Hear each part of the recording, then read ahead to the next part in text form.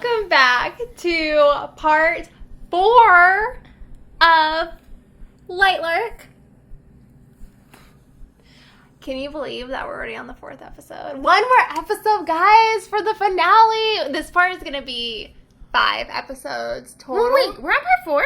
Yeah. This is the last part? No, sorry. One more part after this. Oh, we're having 5 parts? Yeah. Oh, I forgot. Mm-hmm. Okay, guys. We are having 5 parts. So you're going to have to be patient. There's too much book. There's just too much going on. Mm-hmm. So you guys get more stuff. Yeah. Content. Like we said, we leave no stone unturned. Yeah, so if you were, like, trying for, like, a little tiny synopsis, I don't know what to tell you. I'm sorry. But you're stuck here now with us. You gotta finish it out, you know. You're already you're into the 4th episode, so might as well wait for 2 more. Finish out this one and the next one. And the ending's gonna be great. I mean, I don't know the ending, but I can just tell. I've hyped her up for the ending. She has. Because I have some qualms.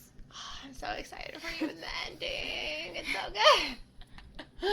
But last episode, so I'm trying to do a recap in my brain. So last episode, we finished all the demonstrations. Oro won all the demonstrations. He revealed that he's dying. And he has asked Isla to team up with him. And they're currently searching for the heart of Lightlark. Cool. Did I miss anything? Nah. That was good enough, right? That's good enough. Yeah. Oh, and also for Isla's and Celeste's plan, they didn't finish going through all the libraries. They've done all the libraries except for Sun Isle Library, which they don't have any Sunling clothes to sneak into, and it's also typically guarded, and there's a lot of Sunlings in there, so they can't sneak in. They need Oro's permission. So it's Oro's? But I thought she got permission to go into there. From Oro.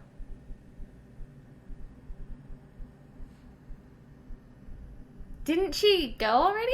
And Oh, they just shit, let you're her right. You're right. I forgot. Good thing I was paying attention. I was like, I swear she was actually quizzing you. I was quizzing you. Good job, Victoria. You remembered. I was like, I swear she went. Okay. And like, I'm just checking. I'm like, that's why I'm like, whose land is that? I'm like, wasn't it Oro? Didn't you tell her she could go? Okay, yeah. Cool. I'm not wrong. Yeah. So Celeste thinks that there's a secret library that they need to find, but we don't know. So for right now, Isla is searching for the heart of Lightlark with Oro and hoping that will break the curses. Okay. But yeah, I was just testing you, and you passed with flying colors. Good. See, I am paying attention. And they it was just the 50th day of the Centennial with the ball. And then the ballroom fell apart and a bunch of people died. Oh, yeah. They fell into the open. Yeah, people got crushed by ceiling, chandeliers. They fell into the ground. A lot of people died. Dang. Because the island and Oro are dying. Dang. So in the aftermath of the devastation of the ball, everything is looking really bleak. Like, the islanders are not really leaving their homes or their isles. Everybody is staying inside. The Agora looks like a deserted ghost town. Cleo, she abandoned all pretenses of working with Celeste. She's like, I'm out of here, guys. She went back. She left the mainland castle, and she went back to her isle to stay there. What? Mm-hmm. So, she didn't drop out of the competition. She just, left the quarters, basically. Yeah, because typically they all stay at the mainland castle, but she's like, nah, guys, I'm going back home. I just don't get, why everyone would stay inside. If the earth is just gonna part and you're gonna fall in, that could happen in your house, too. Yeah. You might as well go out. Well, they also, a lot of people, because of Grimm's demonstration, remember the first, not the first, but the second demonstration, a lot of people are also blaming Grimm for what happened. Even though all he did was a vision. So they're kind of thinking that they're under attack. Mm-hmm. So, like, if we're outside, we'll get attacked. Yeah. It's Oh, either, like, okay, I get it. we're under attack or the world's ending. Either way, like, everybody is. If the world was ending, I would not be inside. But that's just fun. I guess we're not the general population that's on Lightlark. It's true. We'd be running around the streets. We'd be living our lives. There's no one out here. This is great. We're like, we're going to hit up our favorite bars, spots, food places. Yeah. Heck yeah. But yeah, so everything's looking pretty bleak, and Isla's noticed that Oro is also looking pretty down. He's taken those deaths pretty personally as the king of Lightlark. And so it's now the 53rd night, and they are climbing up a structure that's covered in wood. So they're climbing up the wood, and Isla asks Oro about the heart of Lightlark to tell her more about it. And he tells her that the heart of Lightlark was created when the island was first created. And it contains raw, concentrated power from its creator. So, your ancestor and Grimm's ancestor's power, then, right? And Oro looks at her a bit surprised. Did Grimm tell you that? He did. Grimm's a lot more forthcoming than other rulers of realm. She gives Oro a pointed look. Oro looks back at her and says, "Is that all he told you? Well, then I guess he's not as forthcoming as you think." Before Isla could ask him what the heck he means by that, she is suddenly pulled through the wooden structure that they're climbing on. Dang it. I really thought he was going to spill the tea. I thought he was going to be like, you think you know, but you don't. And then I thought he was going to spill everything. Yeah. But Oro doesn't spill the tea unless it's during his demonstration. You know he's not the type to gossip. Yeah. But Isla is pulled through, and she is bound. But this is all part of their plan. See, they were trying to use Isla as bait for those ancient creatures Oro talked to her about. So their plan is use Isla as bait, lure out the ancient creatures, and then get them to tell the king everything they know about the heart. They're pretty desperate, okay? I think that's pretty obvious. And so Isla is bound, but Oro appears at her side. And he demands that the ancient creatures unbind Isla and let her go.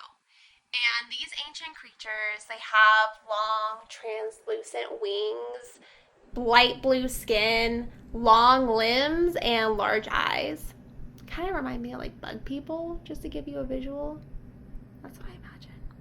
Gross. So wait, kind of sounds like avatars. But with wings.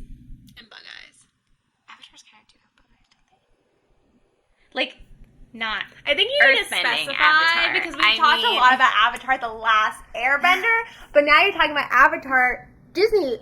Well, yeah, I don't know. Avatar is just called Avatar, right? Yeah, but I think it's by Disney. Or Disney owns it or whatever. I think you're right. Because they have that really cool ride. At Disney World. Yeah. But, so, Victoria's now talking about the Blue People Avatar that was done by Disney. Yes, those people. Are they still making movies? I don't know. I think they still have some plan going on. I don't know. The last one I saw was actually pretty good. I really liked the last one, actually, with the water. And the whale? Yeah. Oh my gosh, when the whales died. Hey! So sad. We don't know if everyone's watched that movie. Oh, shoot. I am so... We're just spoiling everything. It's fine. We leave no stone unturned. Okay, anyways. But anyway, so back to the not blue-eyed, but the blue bug kind of people. So they are not listening to Oro. They actually hold a dagger or a sword against Oro's throat. I mean, yeah. I mean, honestly, I was thinking the whole time, like, what obligation are they under to tell them anything or do anything for them? And that's exactly what their leader says as he steps out from the... He says that they are understandably a bit reluctant to assist the leader that has abandoned them. Which is kind of valid on... I mean, yeah. And then the leader also looks at Isla and asked if Oro was planning on using Isla either to distract him or to try to convince him to help them, but either way, it wasn't working on him. And Oro is starting to bleed from the sword at his throat. Yeah, they do not care about hurting King Oro. Even if they hurt him and doom the island, they're like, you know what? The island's already doomed anyways. Why do we care? But doesn't he have magical powers? We're getting there. Oh, okay. Sorry. Stop spoiling everything. I'm sorry. Like, I was like, why isn't he doing something? Like, he's practically Superman. Like, come on. He's the Avatar. The last origin. And he can fly. He can.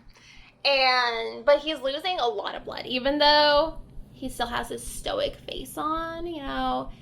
Surprisingly, he's keeping a straight face, but he's losing a lot of blood. So Isla's like, oh man, I gotta do something. So Isla, even though she's still bound, she pulls out a dagger because she just has an endless amount of daggers just hanging out places, which is understandable. I would too, honestly, if I could. Sounds like her. Yeah.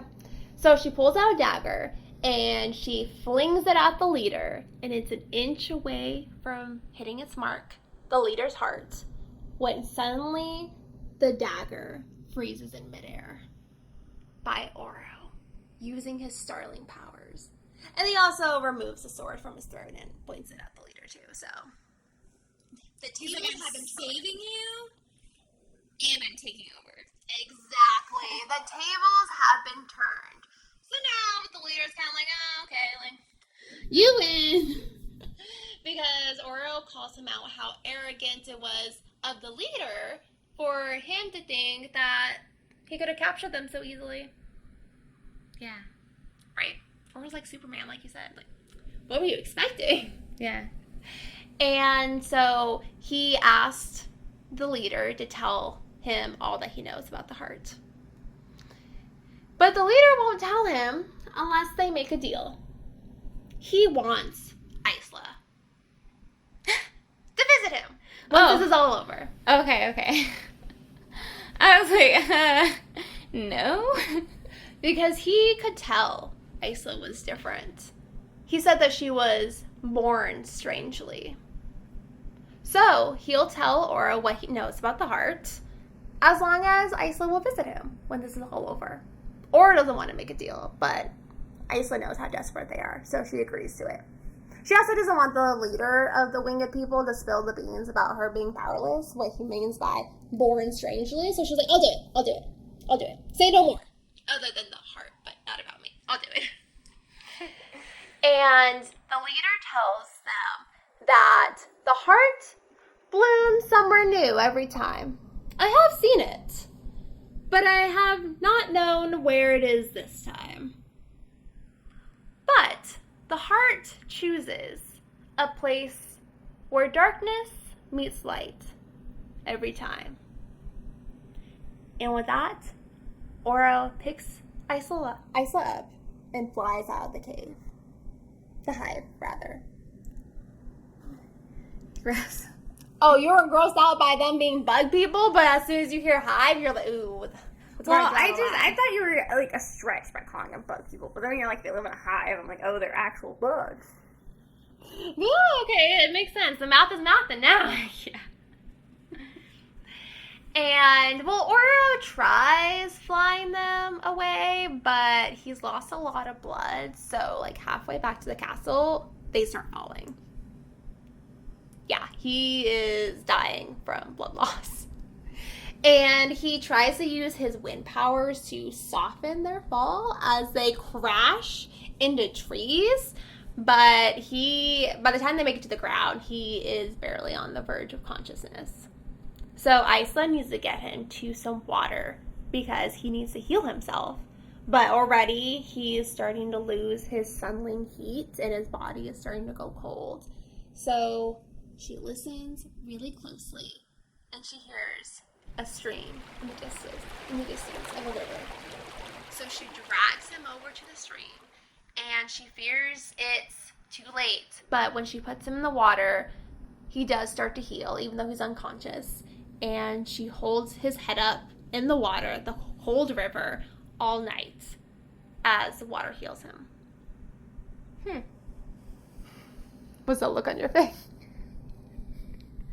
You're like, not very smart, dude. You almost died. Yeah, like, how did he let himself get into that situation? He has magical powers. But, whatevs. I mean, he is losing his powers. Maybe he's just a little rusty. Yeah. Oh, and also, so, you know how, like, before, where his arm was, like, getting gray? Now it's, like, all the way up to his shoulder. This just reminds me of when Dumbledore put that ring on.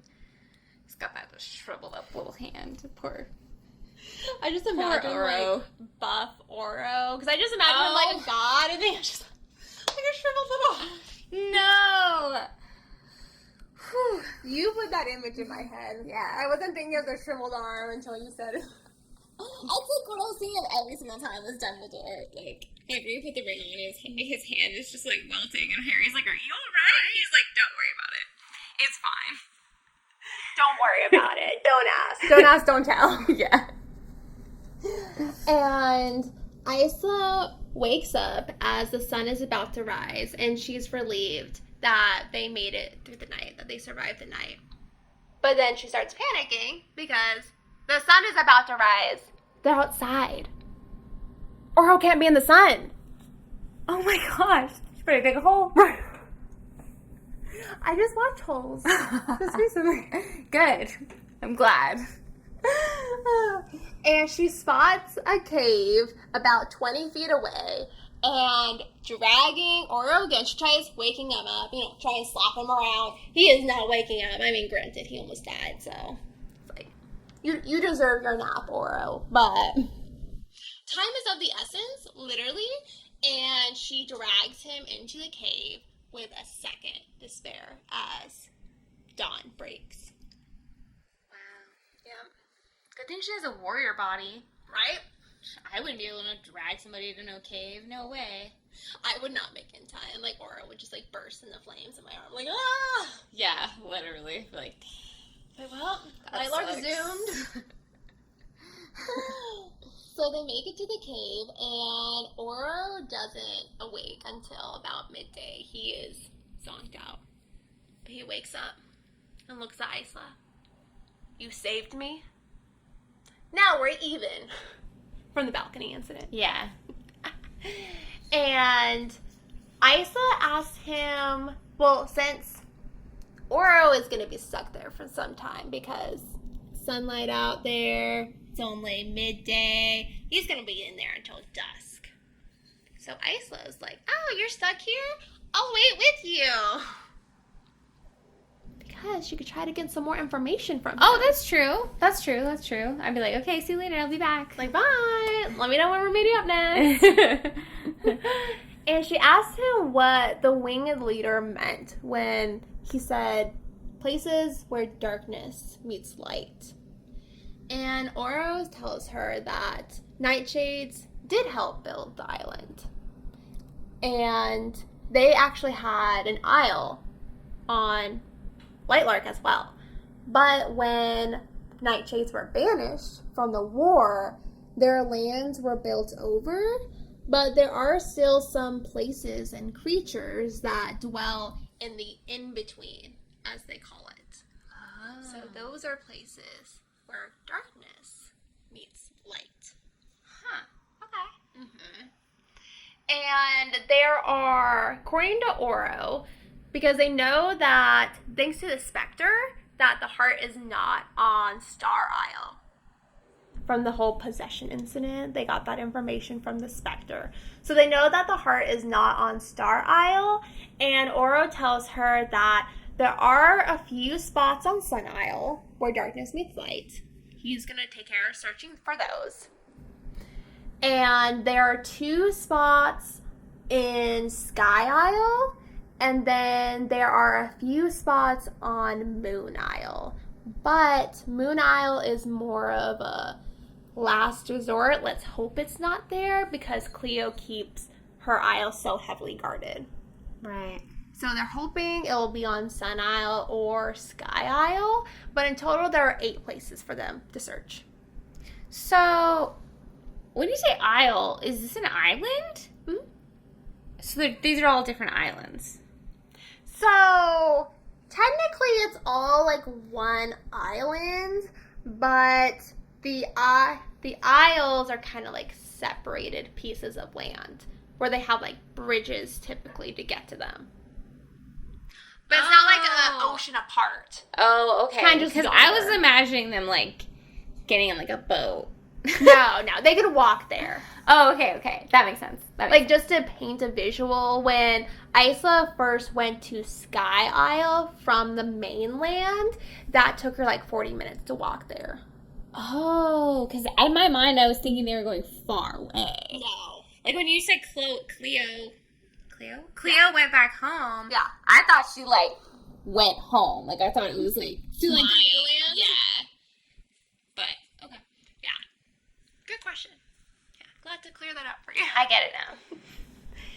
And so, yeah. So there's 8 places total for them to search left. But that's hopeful. So there's only 8 places. I mean, at least they have a better. It's more of a solid plan. Yeah. Mm-hmm. Yeah, I feel like they've like narrowed it down a lot more. Like instead of the entire place, it's like, okay, it's got to be like the border. Yeah, because remember when they first started, it's like, okay, we're going to search all the isles, the whole island for these plants. Yeah. Yeah, that was like a needle in a haystack. Literally, honestly. Yeah. So it's more, like you said, narrowed down, which is good. It's good. There's more hope now. But also, all the information that they've been given to narrow it down to just 8 places has all been from other people. Like how from the Spectre told them that's not on Star Isle, with the Winged Bugman saying that it's with places where darkness meets light. So I asked, like, how can we trust what they're saying? Like, what if they're lying to us? That's a good point. Mm-hmm. And Oro says that they can't lie to him. He does not expand upon that. Okay. He's got a lie spell? It's like, only the truth can be told to me. Like, is it like because he's a king? But he doesn't expand on that. So Isla's like, okay then. So, since we're going to be here until dusk, let's play a game. It's basically like 20 questions. I'll ask a question, you'll ask a question, and we have to answer honestly.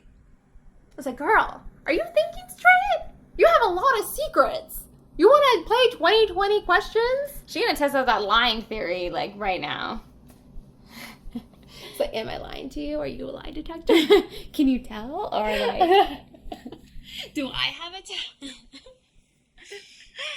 And so, yeah, I don't know why she suggests playing this, because I understand that she wants answers from Oro, but, girl, this is a double-edged blade. Like, he's going to ask you questions and want answers from you, too.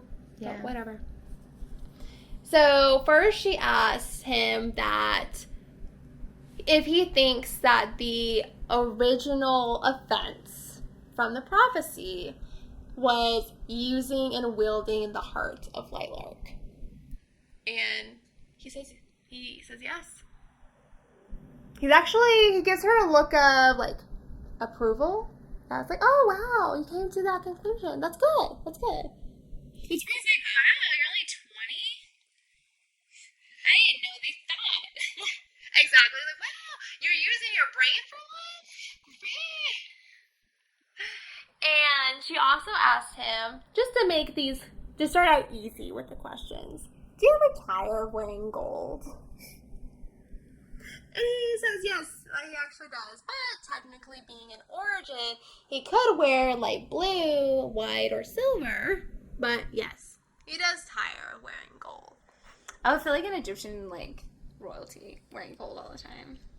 Yeah, for real. I feel like I would, like, dress like that, too. Yeah. Like, I would just for feel like, real. we're all gonna act like we're in Egypt right now. Did you dress up as Cleopatra one year for Halloween? I think I did it, like, a couple years ago, yeah. And I did it once when I was, like, 5, too. Yeah. I believe it. I Yeah. believe it. I have queen energy. No, I'm just kidding. You're like, this is my world. Yeah. I mean, nothing's stopping you from wearing gold now. That's true. No. What's your excuse now? Be a little weird. Just saying. It's not mandatory. I would take it. You just wear gold on it. I would support you. And he asked her, how was it like growing up in Wildling?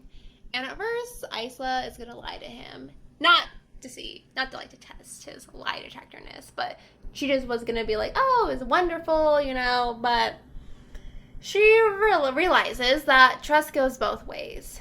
And so she actually opens up to him about how she felt trapped with her upbringing, with being raised by her guardians. And Oro relates to the trapped feeling because he feels like he's been trapped with the curses. Only going out at night and everything. So yeah, they bond a little over that. And then Isla asks Oro if he's ever been in love before and if he thinks it's possible for rulers to truly love each other. Rulers a different realm. They love each other. Okay. And he tells her he has never been in love. And no, he doesn't think it's possible. Is she trying to do Poppy and Tara's plan all of a sudden? Is she 180ing? Well, he expands on that and says that even with his older brother Egan and Queen Aurora, he loved Aurora, but he wasn't in love with her. And Oro knew that because they didn't share powers. Oh. Mm-hmm. Yeah. Because remember on Lightlark, if you love someone, if you love someone and they love you back, you guys can tap into each other's powers. But don't one of them have to die too because of the curse? Or is that only in the Wildling? Only in the Wildling. Because their curse is that they have to kill the one that they love. Oh, okay. So that's not for everyone. Yeah. Damn. Yeah. And then Oro asks Isla if she's always been good at singing. If she's always had a knack for it, like her swordplay. And Isla told him that she was born good at singing, but she was not born good at swordplay. It took hours and hours, many frustrating hours, training with Tara to be good at swordplay, at sword fighting. And then Isla, now that they've warmed up with all these questions, Isla asks Oro if there's a relic on the island that is capable of breaking the bond or curse of the one who wields it. And Oro looks at her confused and says, no. If there was, I would have found a way to use it already. Right. That's what I've been thinking this whole time about her and Celeste's plan. I'm like, if this thing existed, why isn't everybody looking for it? Mm-hmm. And Isla believes him. So either maybe the bond breaker was already used and destroyed. Maybe it never existed. Maybe the textbook that Celeste read didn't have accurate information. Maybe it never existed to begin with. Or she lied and she's a liar. I don't know. Maybe. I mean, either way, Oro has confirmed that there's no bond breaker. At least that he knows of. I mean, he could just not know about it. There's always that option, too. That's true. But he does seem pretty, all-knowing. Mm-hmm. But he has been alive forever, so.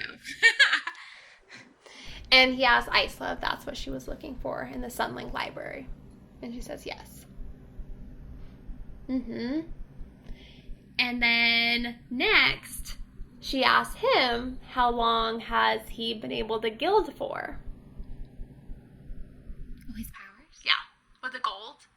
Mm-hmm. And he looks surprised that she's asking him this question. And he takes a moment to think on it, and he tells her that he's been able to gild since he was a child. But he was always told to hide that power because he wasn't the heir. As his older brother Egan was the heir, his brother was supposed to be the all-powerful one, even though he couldn't gild. So Oro had to keep it a secret. The he's revealing it now is because he's dying. He's like, what the heck? What do I have to lose at this point? Yeah.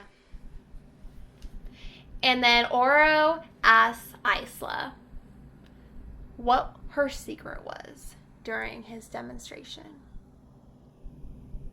That's too much. They were bonding. Too big of a secret, okay? Chill out. He's crossing the boundary. Yeah. Too fast. He's moving too fast for Isla. Yeah. And she shakes her head no. She's not going to answer. Good. So she asks him, what's his flair? So he smiles at her and says, I'll tell you my flair if you tell me your secret. Fair. And then he makes her a proposition.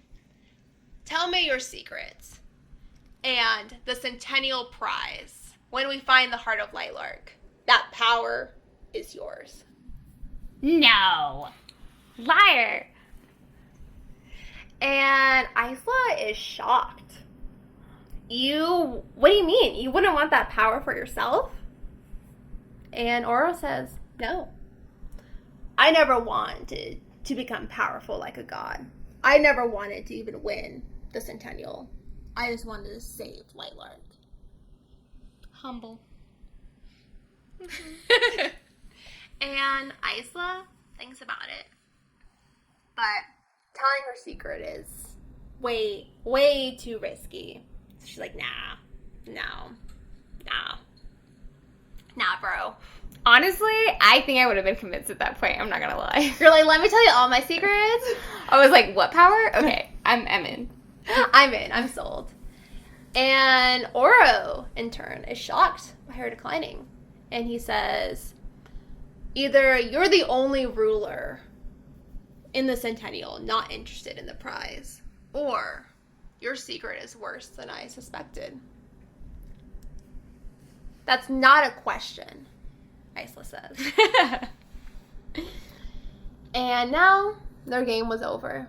They didn't say much for the rest of the time until dusk finally fell. The next night, they are going to Moon Isle. Unfortunately, their last resort is now their only resort. It was not, the heart of Lightlark was not on Sky Isle or Sun Isle. And the island is in even more of a disarray. More people, more elders have died, and more buildings have crumbled. And so they are going to Moon Isle, and against Isla's objection, they are flying in there. Because Cleo's island is so heavily guarded that would be the only way to get in, is Oro to fly them in there. Right. So he's carrying Isla, and he says that he used to wonder why or how wildlings could carve hearts directly out of flesh with their nails. But now he knows firsthand that their nails are as sharp as daggers, as he smooths out her hand from digging into his back. Well, I wouldn't have to cling to you like this if you held me properly, more securely. And with that, Oro adjusts his loose grip on her until he has her like cradled in his arms against his chest. Better? And he asks her not in a mocking tone for once. It actually is. It's a lot more comfortable. And he puts Isla down as they land on Moon Isle, and they're at the edge of a forest. And Moon Isle has gotten even colder since when Isla was there. And Isla screams. Not from the cold. I might have done that. I hate the cold. But from a little blue bird that had landed on her shoulder and screeched in her ear. It almost bursted her eardrum. And Oro shoots a fire at the bird, willing to fight in the face of danger. And he misses, and the bird was too fast and flew away. What happened? Aren't you supposed to be good with animals? Isla looks at him. Aren't you supposed to have good aim? And with that, he shuts up. And she cradles her tender ear as they make their way deeper into the forest. And it's really cold, and Isla's really starting to feel it as she's starting to slow down her walk, and she's breathing harder, and she is just freezing her buns off. And Oro finally notices, and he takes off his warm cape and drapes it over her. Such a gentleman. And they keep walking in the forest until they come across a slab of ice as big as a beach glacier. And inside it are 3 women encased in ice. Oro tells her that they are the oracles. Oracles, as in plural. Isla didn't know about that there was more than one oracle. So these are the ones who gave the prophecy? One of them did. Mm-hmm. So many years before Oro was a king who encased them in ice because as they were seers, he wanted them to live forever. Because, I guess them living to 500 years, since that seems to be the norm here, wasn't good enough for him. So he trapped the women in ice, and 2 of them ended up teaming up with Nightshade because, of course, understandably, they were very upset about the king trapping them in ice. And once Nightshade lost the war and the Nightshades were banished, the 2 women that teamed up with the Nightshades froze forever. And then, as if on cue, the one in the middle opens her eyes and swims toward them, her hair floating around her. And this is the oracle that gave the prophecy 500 years ago when the curse was cast. And she speaks to them, and her voice echoes as if 1,000 voices are coming through one mouth.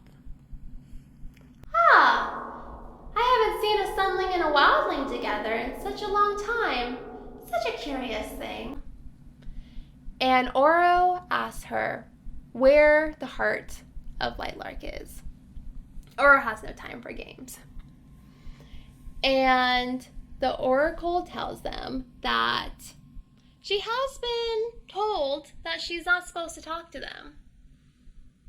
And Oro asks her who told her not to talk to them. That I cannot say, but I will say more than what I promised not to. So many secrets trapped between you, but just like this ice, they too will unravel and fall, leaving quite a mess and madness. There are many things I could tell you, though I should not. All will be revealed soon enough. Oro again asks where the heart of Lightlark is. He has no time for her riddles and games, and she does say that the heart of Lightlark is on Moon Isle, but she cannot tell them where. For them to be able to wield the heart, they must be the ones to find it. And the oracle turns to Isla and addresses her directly. There are lies and liars all around you, Isla Crown. And by the end of the 100 days, one of the 6 rulers will indeed be dead. And she smiles before freezing, saying no more.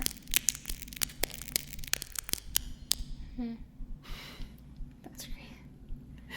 So, yeah, that's pretty grave news, because she also foretold that secrets would be revealed, and that must probably mean Isla being powerless will be revealed. So Isla is freaking out on the inside after that meeting, but by now they don't have time because it's going to be daybreak soon and they need to head back to the mainland castle. So they don't have time to search more locations now. I think Celeste is lying. Yeah. And I think Oro's gonna die. That's what you're prophesying right now? Yeah. I can't see anyone else dying, really, for some reason. And he's already, like, halfway there. And since Grimm has, like, some magical power stuff, like, I feel like he could just take over. That's my theory. Okay. We'll see if your theory comes true. Okay. Are you an oracle too? I'm just kidding. That night, Isla used her star stick to take a look at back home.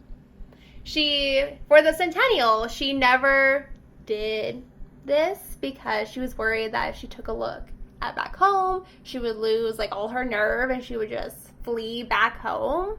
But she's grown a lot since the beginning of the Centennial. She has dueled her way with other rulers. She has defended herself.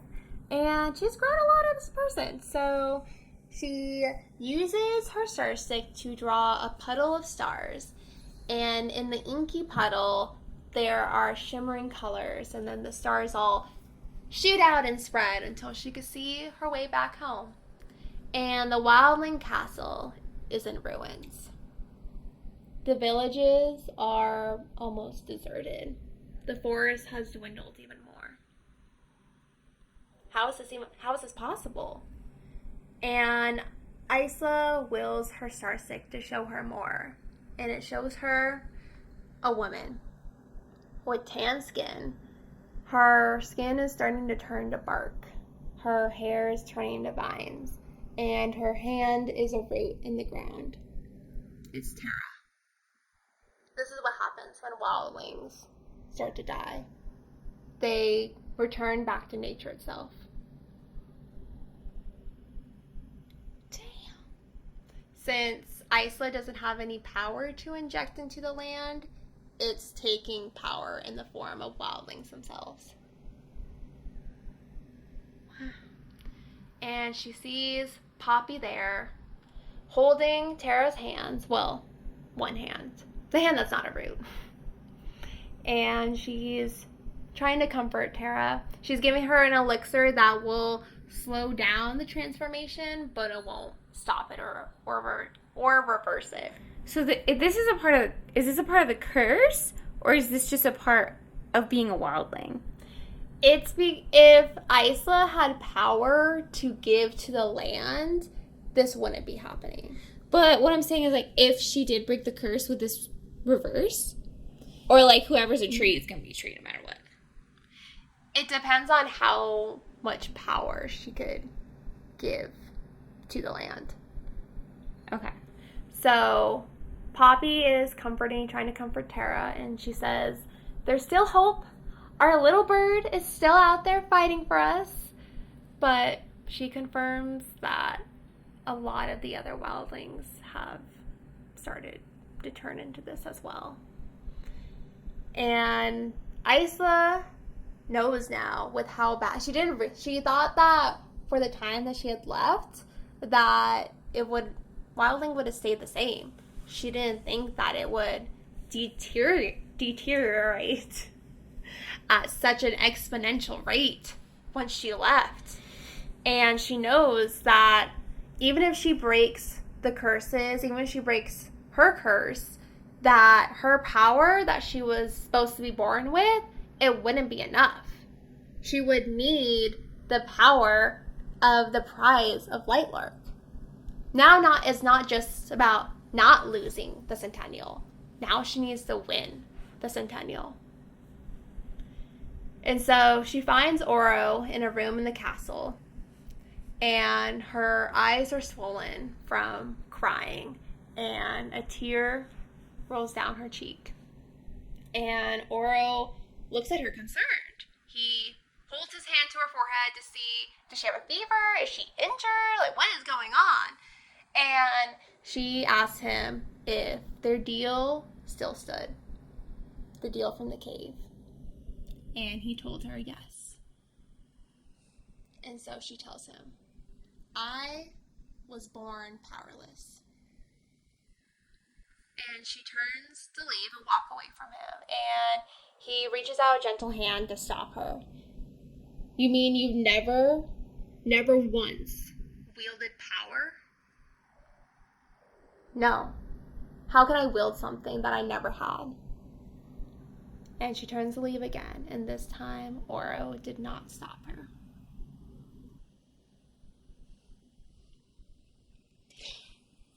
I'm just waiting for your reaction. You're speechless. That's so crazy. I can't believe she told him. Mm-hmm. So the next day, the Isla is awaiting the other rulers in the throne room. They are all the rulers are going to meet together to go over like their progress on trying to break the curses, Especially since they've been broken up into pairs for multiple weeks now. So they're going to talk about any progress that they've made.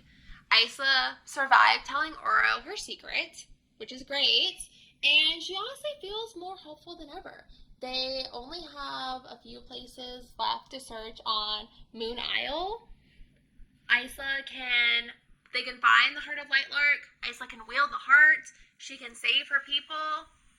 Isla's super hopeful now. And we're 60 days into the Centennial now, and she's the most hopeful she's ever been.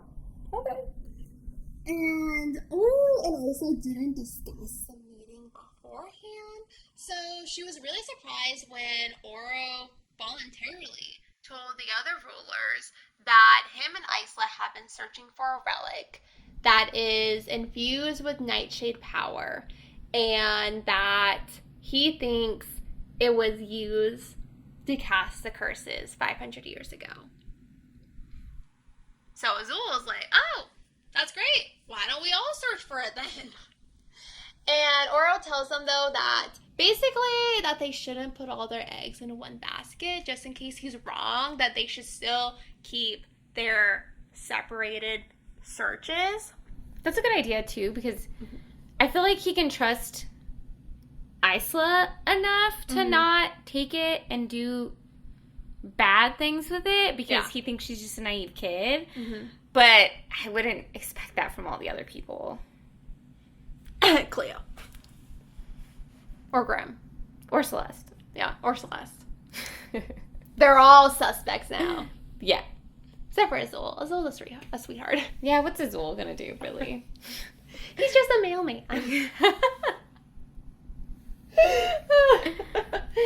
And, yeah. So, Isla was really surprised that he tells them all that he's searching for a relic. Basically the heart, but he doesn't divulge that it's the heart of Lightlark. He just calls it a relic. However, I think it's time for a change in matches. Cleo, would you be interested in teaming up with me to search your isle for this relic? He doesn't even look at Isla. Isla wants to lunge across the room and get him. After all this work she's put in to help him get the closest they ever been to finding the heart? And now he's just gonna dump her? Well, I mean, he knows she don't have no powers. He's like, see ya. And so he pairs Celeste and Azul together, which leaves Isla and Grim. Whoa, he's repairing? What? Right? Yeah. That is so rude. Mm-hmm. That is messed up. I'm pissed. What? Yeah. I'll go out there and find it before him. What the heck? Oh my gosh. Now you know why she wants to stab him now. I would stab him. For real. Where's the dagger when she needs it? I know, right?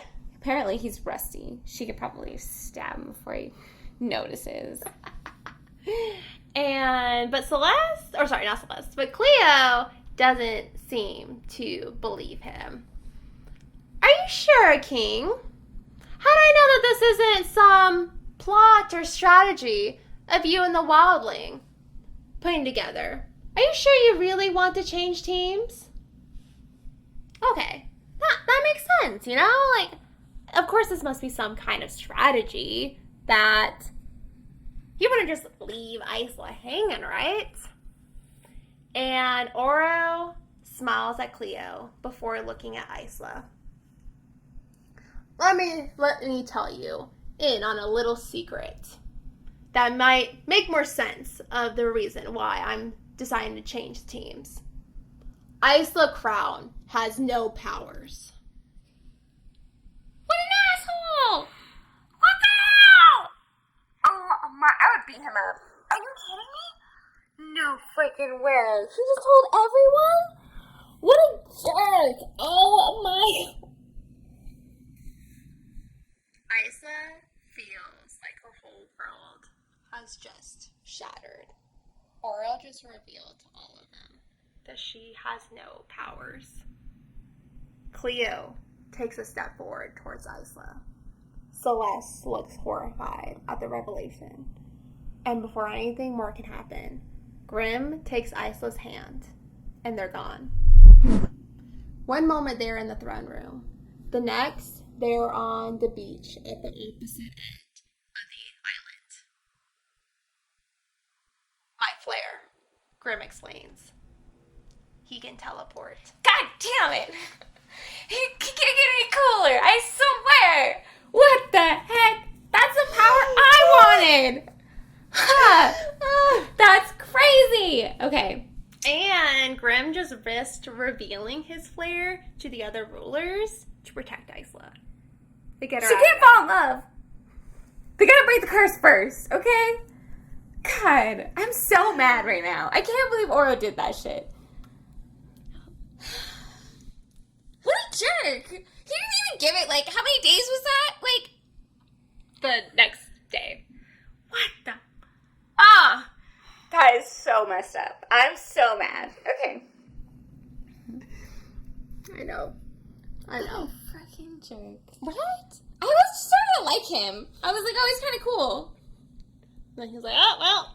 That's why he didn't go after her the second time. He was like, oh shit, never mind. Just go. Right. Just get out. He was like, oh, wow, yeah, you really suck. Okay, get out. It all makes sense now. He's like, yeah, you should be upset because you suck. Yeah. And Graham tells Isla that he knew from the beginning. As a nightshade, he can tell with curses that she doesn't have a curse. So he knew that she wasn't cursed and that she's never wielded power. Wait, so if she's not cursed, then she can't fall in love. We don't know. Okay, I'm just saying. But, well, it also does make sense because Isla was wondering, like, why is Grim so interested in her? Because most people stay away from wildlings because they eat their lovers. Well, not eat, but, well, I mean, that's might as well. If you're going to kill them, might as well eat their heart afterwards, too. But, Might as well. I mean, got a good heart right there. Exactly. Don't waste it. Yeah. Hearts are rare, you know? So most people stay away from wildlings, but now it makes sense because he knew that she wasn't cursed. And she asked him, like, why he didn't reveal her secret to everyone. And he said that he would never divulge her secret because they're monsters, and monsters stick together. I don't know why she'd be a monster for that, but Well, so 'cause- cute. Well, I guess because people consider wildlings monsters because they eat Oh, hearts. okay, I get it. Yeah. And she tells Grim, she asks him, like, what's wrong with me? And she says that she's scared that the other rulers are going to kill her. Well, yeah, that's Very valid concern. That's valid. And Grim tells her there's nothing wrong with her. And if anyone tries to harm her, that he will end them and their entire realm. And if she ever needs him, to just touch her necklace.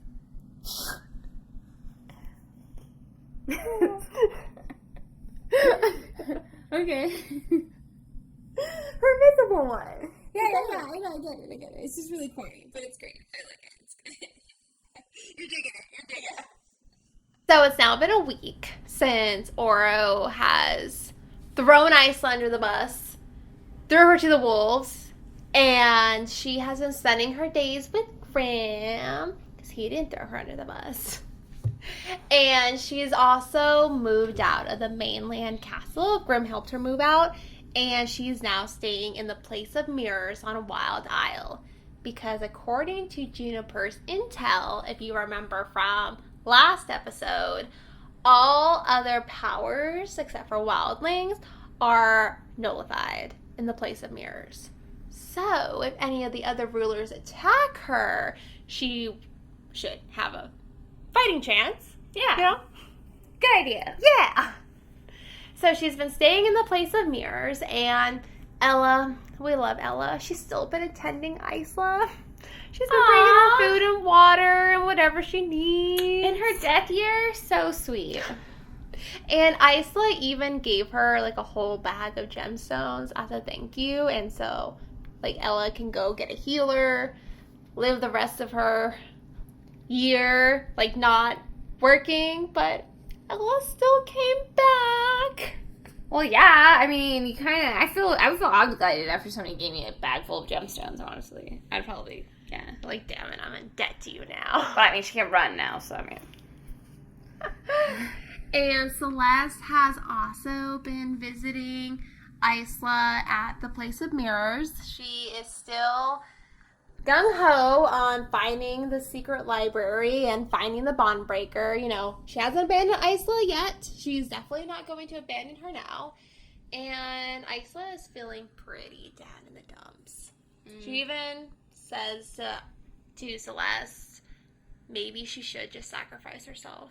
Her people are dying anyways, they're dwindling, and maybe she's being selfish by not wanting to die. It's not ruler talk. And Celeste tells her so. She looks like she's ready to slap Isla. No, we need you and Wildings. We need Wildings to rebuild and grow. You and your realm are more important than you know. Were you being a little stupid? Yes, but you're not a failure, Isla. We have a plan, and you know, so what? You got betrayed. We expected that. We came into this expecting not to trust anyone. So we are going to figure this out. I've been talking to the Starlings that work at the castle about the hidden library, and Isla, don't give me that look. What's your plan then? Wait for Cleo and Oro to come around and kill you? Wait for the Wildlings to die? The game is not over yet. There has to be someone that can help us. And that sparks an idea in Isla's head. And together, her and Celeste write a letter, and Ella delivers it to Juniper. Who's Juniper again? The one that knows all the secrets. Oh. Okay. But why don't they just go in the daytime and look for the flower? I mean, the It was heart. on Moon Isle of Lightlark. How are they supposed to get it? Aura had to fly them in. Neither of them can fly. But Grim can teleport. I don't know. Just an idea. But then, well, yeah. No, I mean, that's valid. That's valid. I know.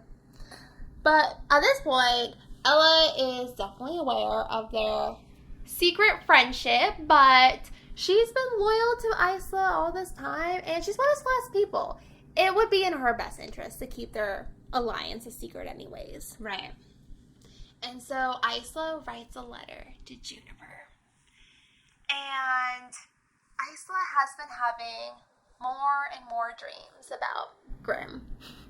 Her most recent one was where their clothes were on the floor and not on their bodies, if you catch my drift. And the next morning, Isla couldn't even make eye contact with Grim after that dream that she had. And he had brought her chocolate from the Agora. Oh, I thought it was closed down. I mean, the shops are still Just deserted. yeah, there just aren't customers there. But hey, even better, right? Yeah. You get it all to yourself, all the chocolates to yourself. Yeah. And he brings her chocolates, and then Isla gives him a look. Have you been sending those dreams to me? All of them? And Grim looks at her innocently.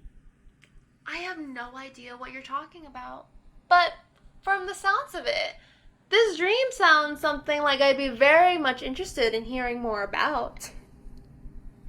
And he looks like he's trying to act innocent, but you can tell that he's fighting a smile. And so with that, Isla kicks him out of the Place of Mirrors. She's like, leave the chocolates and go. Yeah. And Isla decides it's time to venture out of the Place of Mirrors. Celeste told her that she needs to stop sulking, and even though it feels too soon to leave the place of mirrors, Isla has gotten a response from Juniper. She sent him a message that she will trade her biggest secret for his. And he responded back that he knows who cast the curses. So her and Celeste, she brings Celeste with her, finally doing something that makes sense. And they go to the Agra, to Juniper's bar. And the bar reeks of beer and alcohol and something else. And in the back of the bar is a message. Do you remember the message that her and Celeste left for Cleo? Yeah. Try harder? Oh, yeah. Well, this was a response. It said, hard enough. It was written in blood. And beneath it lay Juniper's dead, cold body.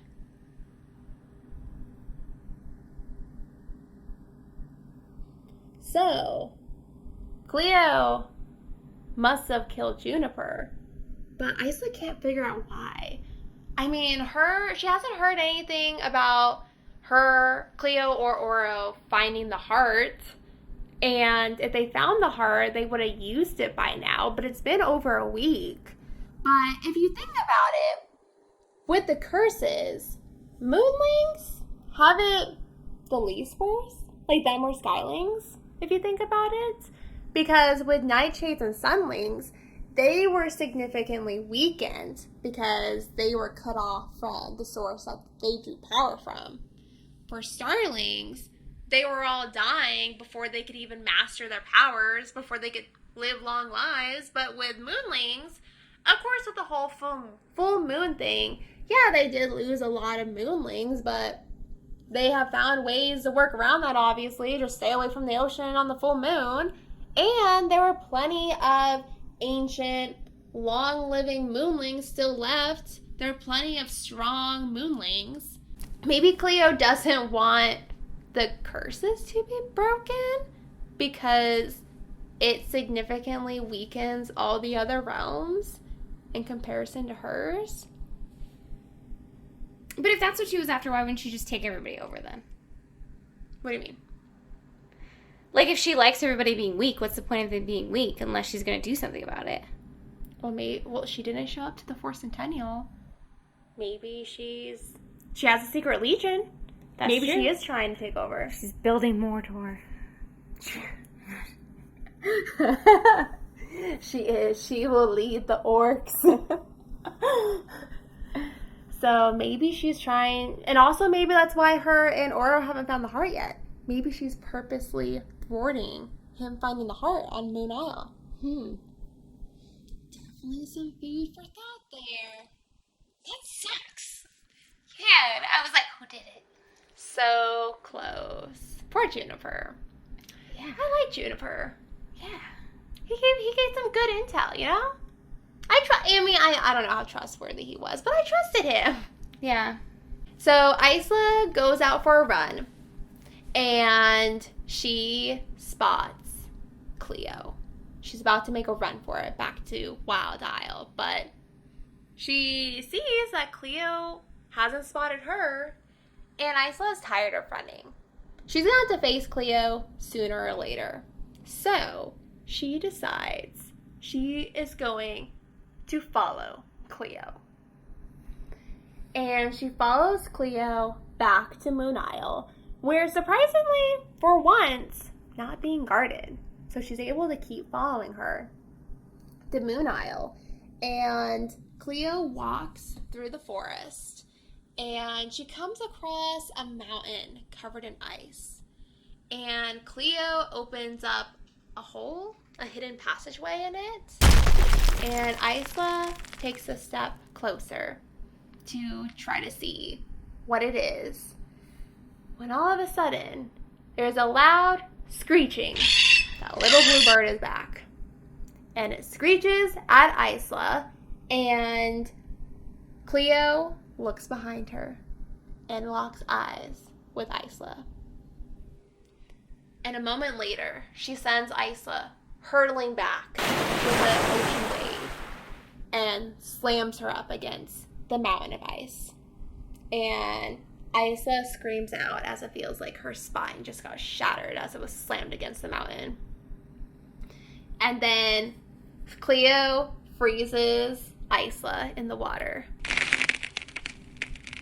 Like, you know how in Avatar, The Last Airbender, with Katara fighting Azula, how she has her, like, frozen? Yeah. It's like that. Yeah. So Isla is frozen up against the mountain, and Cleo kind of laughs at her. I'm surprised. Surprised by your stupidity. A powerless ruler following me onto my own isle? She's not wrong. You have a point, Cleo. And Isla is just trying to keep Cleo talking. So she says, I know that you killed Juniper. You know nothing, Molly. You were a fool. But I will commend you on your bravery for coming to the Centennial in the first place, despite not having any powers. But you know nothing. And whatever you think you do know, corpses can't talk. And corpses can't break curses. But it was ingenious of you to use the skin gloves to get into the protected sections of our library. Let's see how you can get out of this mess. The ice will only grow stronger as the night gets colder. And she leaves Isla and goes into the hidden passageway. So Isla is struggling against the ice. And you know, at this point, Isla had forgiven her mother for falling in love and everything. But now she's cursing her mother because if she dies now, that will be on her mother's hands for leaving her powerless in this situation. Because if Isla had powers, she could call to the rock that she was being frozen against. She could call to an animal to come to her aid. She could do something if she had powers. But now she is a living popsicle that's about to not be so much living anymore. And then Isla thinks back, the necklace. She could try to get the necklace, but her hands are frozen in place, and Isla tries to strain her chin down to touch the necklace, but Cleo has the ice frozen all the way up her neck, and she can't touch the necklace. But even if she could, it's daytime. Grim couldn't even, it's nighttime. Just kidding, it's nighttime. Even if she could, Grim couldn't come save her till the next morning. And by the next morning, she'd be dead. Hypothermia. And Isla feels pretty stupid now for not telling anybody, for not bringing Celeste or Grim with her. Well, I mean, it was going to be night, so I don't know how much Grim could have been helpful. But she could have told somebody that she was going to be following Cleo. So she feels pretty stupid. Well, she could have just not done it. I mean, right. It seemed like a pretty bad idea. It did, and it is, because she's now going to be a dead popsicle. Yeah. And Isla can feel the ice being hacked away by a sword. And at this point, I mean, she knows that it's still night because she's alive. If it was morning, she would have been dead by then. So she knows it's still night, but she can't open her eyes or mouth because her eyelids and mouth are frozen over. Or frozen closed. Right. But whoever is hacking away, if they're not careful, they're going to hack right into Isla. But she can't even look at them or say thank you for saving her. And then she hears them talking. And one of them says, "It's her. She's like a rat trapped in honey." And then the other one says that they will boil her bones to make a stew that will make them all powerful. And they hear them call to a third person, for some help with the ice. And the third person warms the water the Isla's in until she slips down to the ground. But she can't move her limbs or anything because they're numb at this point. And she can't do anything as they pick her up and start carrying her away. She doesn't know who they are. But from the likes of it, it sounds like they're cannibals. And they excitedly talk about how they're going to eat her heart. They must have a moonling with them, though, in order for them to unfreeze the water that she was encased in. But then Isla hears the screech of that annoying little blue bird. And she thinks, or she wonders, is Cleo tracking her even now? I mean, the little bird was the one that alerted Cleo of Isla's presence in the first place. And I'm sure Cleo would probably get a kick out of the idea of Isla, the wildling ruler, being turned into barbecue. Kind of poetic, isn't it? But then a moment later, she hears the screams coming from her captors. Oh. And she feels the flame of a roaring fire whizzing past her, and blood gets splattered on her. And the person, her captor, cannibal, whoever he is, that was holding her, drops her. But she falls into somebody else's arms, and then she was in the air, being carried back to the mainland castle. Oro. Just a little longer, he tells her, as Isla feels like she's being set on fire. But he holds his warm hand over her eyelids as he heats them up, and finally she can open her eyes. And as soon as she sees Oro, she wills her limbs to do something. Kick him, punch him, gut him, gouge out his eyes, something. But her limbs are still pretty numb from being frozen. I mean, she's in midair, so... Oh, sorry, they're back at the castle now. Oh, okay. Like, that's a bad idea, too. Like, let me just add this to Isla's list of bad ideas. I'm like, shit. Trying to kill yourself, too? Like, god damn. I mean, I get angry, but... Yeah, sorry, they're back at the castle. Got it. And Oro tells her that before she does whatever horrific thing she is thinking of, to let him speak. I did not betray you. It's like, okay, Oro. Really? Really? What is your definition of betrayal? Because in my books, that was betrayal. I did not betray you. But I had to have Cleo believe I did. I had to publicly discard you. Good job. You did it. You did it. Good job. You get a golden sticker. A for effort. I had to publicly discard you in order for Cleo to trust me.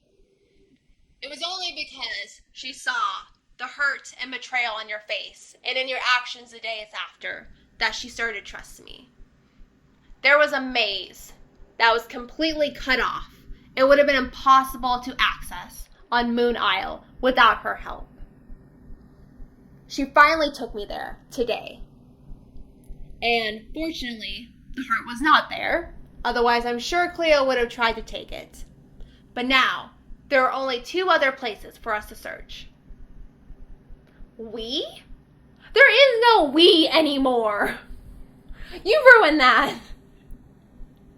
It wasn't just changing the matches. You told them. I trusted you. I had to. My sources had told me that Cleo believes Starling should be the one to go.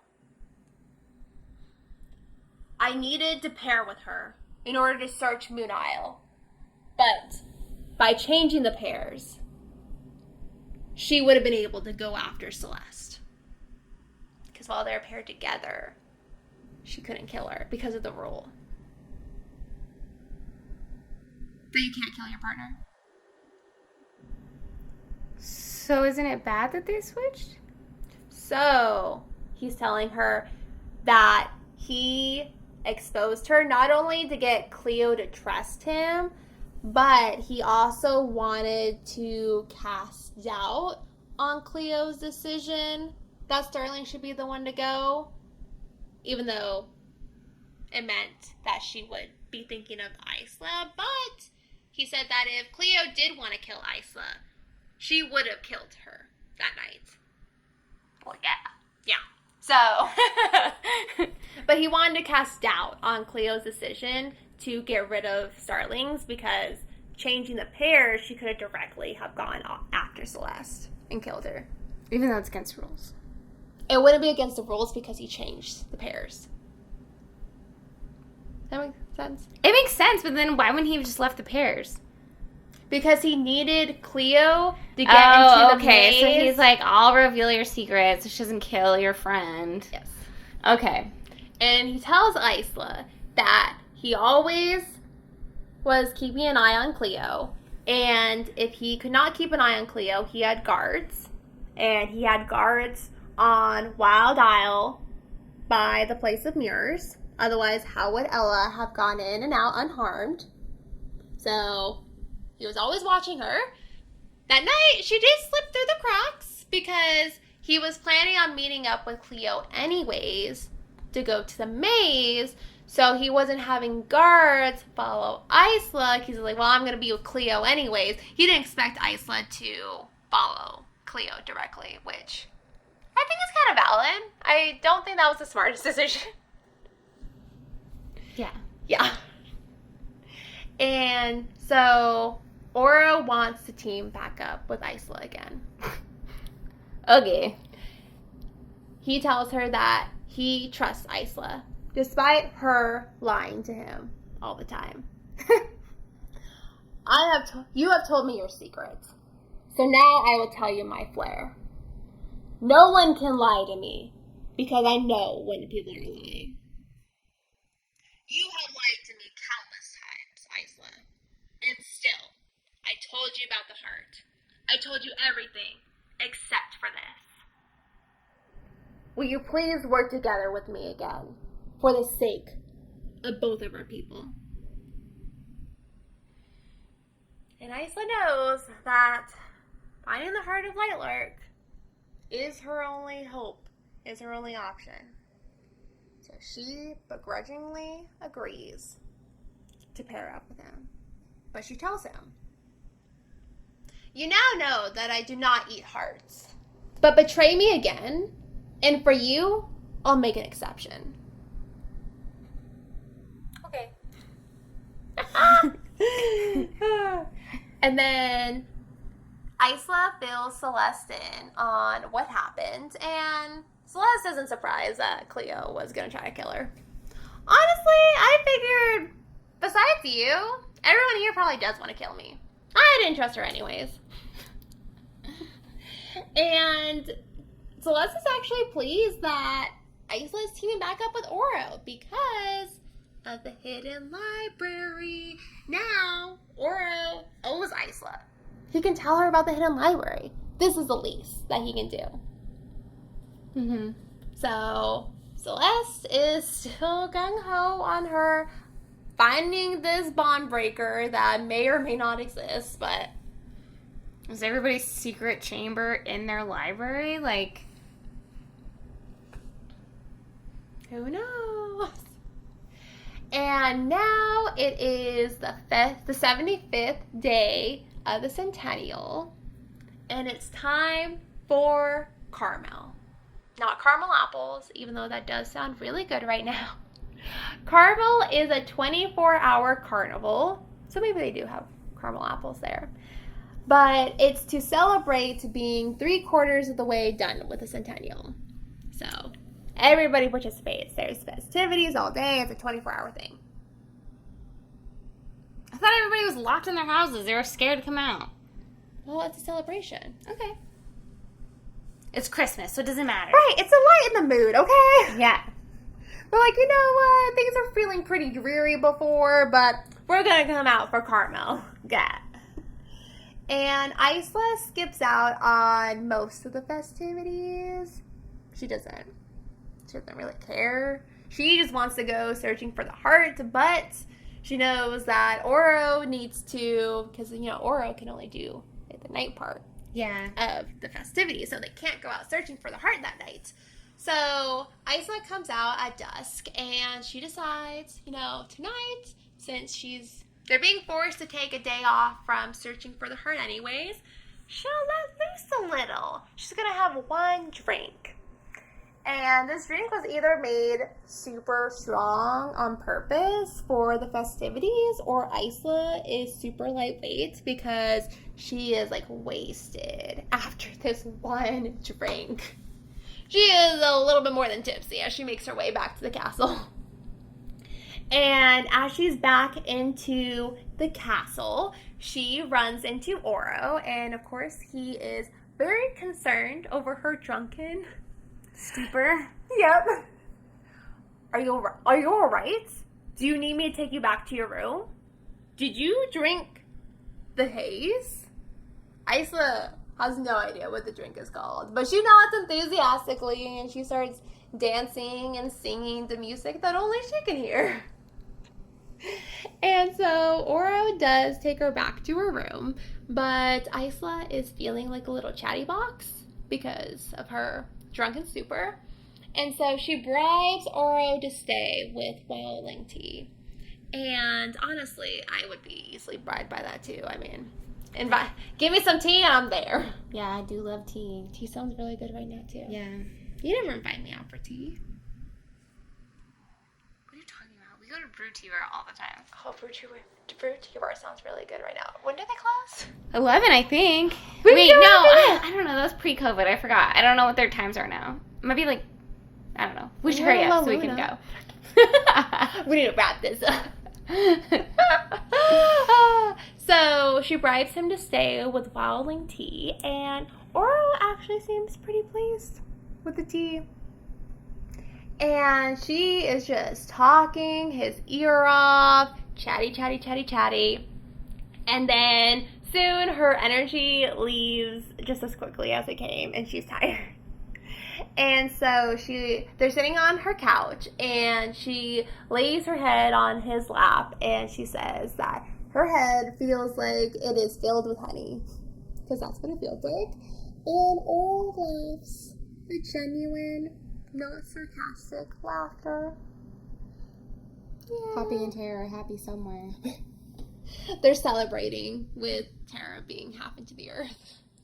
They're like, yeah, get it. Like, get it, girl. Yeah, they're like, we need this curse broken now. Yep. So, yeah.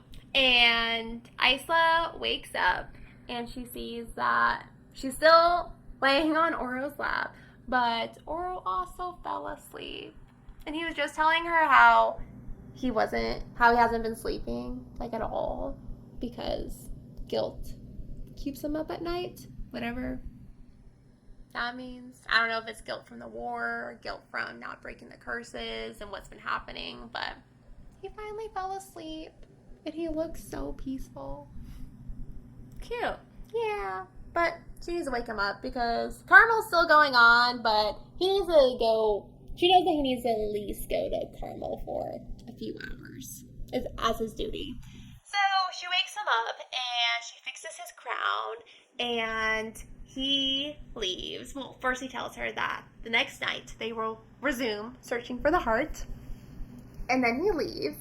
And Isla goes out to her balcony for some fresh air as she hears the festivities still going on. And she was out there for about an hour before she hears banging on her door. So she goes to open it thinking that it's probably Oro maybe coming back to tell her goodnight or something. And instead, there is Ella. A ruler has been attacked. Isla grabs one of her daggers. Which one? And Ella's hands are shaking as she tells her. Starlings. And that is where we leave you for part 4. Celeste has just been attacked. Well, Ella's still alive. So, well, I guess that means that Celeste is not dead, but she was attacked. Dang. Okay, well, I guess you guys are just gonna have to find out next time. So definitely subscribe, ring the bell for notifications so that you get the notification of when the finale is coming out. Yeah, the ending is pretty intense. At least I thought it was. I guess we'll see what you guys think, but See you next time for the ending. Bye, guys. bye! Leave a comment below on what you think is gonna happen in the end if Victoria's prophecy. Yeah.